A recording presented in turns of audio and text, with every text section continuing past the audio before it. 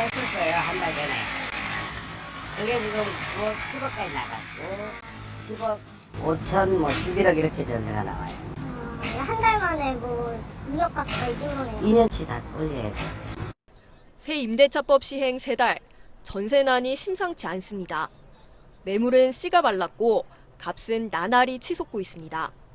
약 4천 세대를 수용하는 이곳 마포구 대단지 아파트에 나와 있는 전세 매물은 단 2개입니다. 평균 매물 가격도 3달 새 7,500만 원이 늘었습니다. 수도권 아파트 전세값은 5년 만에 가장 많이 올랐고 상승세는 전국으로 퍼지는 모양새입니다. 세입자들이 계약을 2년 더 연장할 수 있게 되면서 시중에 나오는 매물이 대폭 줄어든 겁니다. 공시가격과 종부세율 인상 발표까지 세부담이 커진 집주인들이 속속 월세로 전환하면서 전세는 더 귀해졌습니다. 0%대 초저금리가 이어지면서 전세보증금을 받아서 은행에 넣어두는 것보다 매달 월세를 받는 게 집주인 입장에선 이익이기 때문입니다. 전세는 거의 없고 그러다 보니까 전세를 구하고 싶어도 월세 쪽으로 많이 가죠. 진짜 심각한 것 같아요. 이른바 전세 난민도 속출하고 있습니다.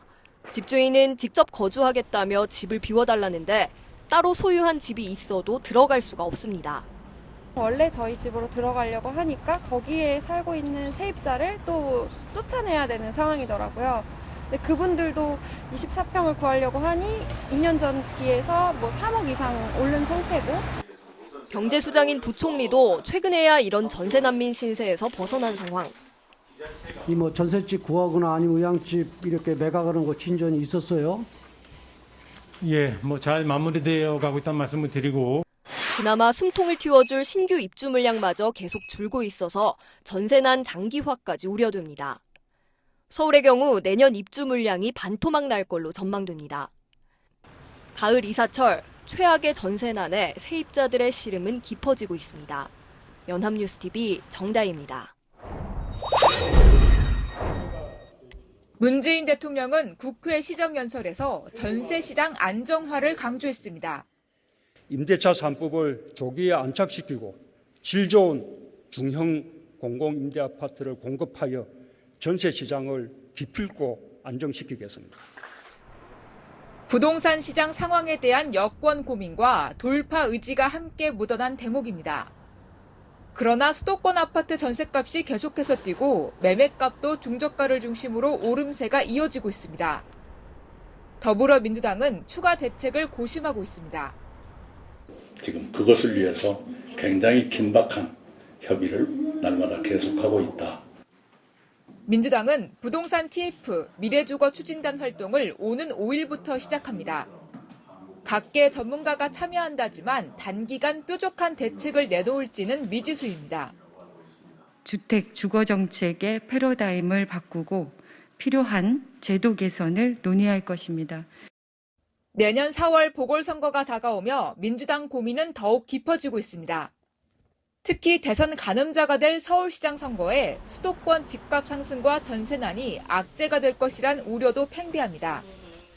부동산 민심을 잡기 위해 민주당은 재산세를 감면하겠다는 카드를 일단 꺼내들었습니다. 공시가격 9억 원 이하 1주택에 한해서입니다.